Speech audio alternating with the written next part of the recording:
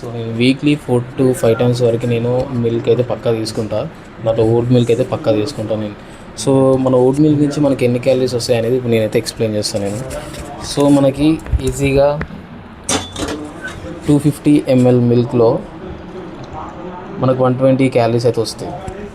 So మనకి 40 grams ఓట్స్లో ఈజీగా మనకు 150 క్యాలరీస్ అయితే వస్తాయి. సో టోటల్గా చూసుకుంటే మనకి 260 దాకా, సో 270 దాకా అయితే మనకి ఈజీగా క్యాలరీస్ అయితే వచ్చేస్తాయి. సో దీంతోపాటు మీరు ఏం చేసుకోవచ్చు అని అంటే ఒక బనానా అయితే యాడ్ చేసుకోవచ్చు, ఒక స్మాల్ బనానా అయితే యాడ్ చేసుకోవచ్చు. సో ఒక స్మాల్ బనానాలో మనకి ఈజీగా 90 క్యాలరీస్ అయితే వస్తాయి.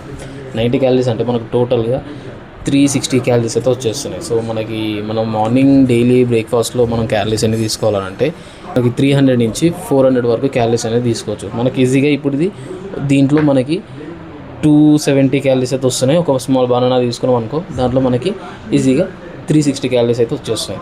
సో డైలీ మనం ఇలా తీసుకుంటే మనకు చాలా హెల్తీ ఉంటుంది. అండ్ ఇంకొకటి ఈజీగా ఫ్యాట్ లాస్ అయితే అవ్వచ్చు. సో వీడియో నచ్చితే లైక్ చేసుకోండి, ఫాలో చేసుకోండి. బాయ్.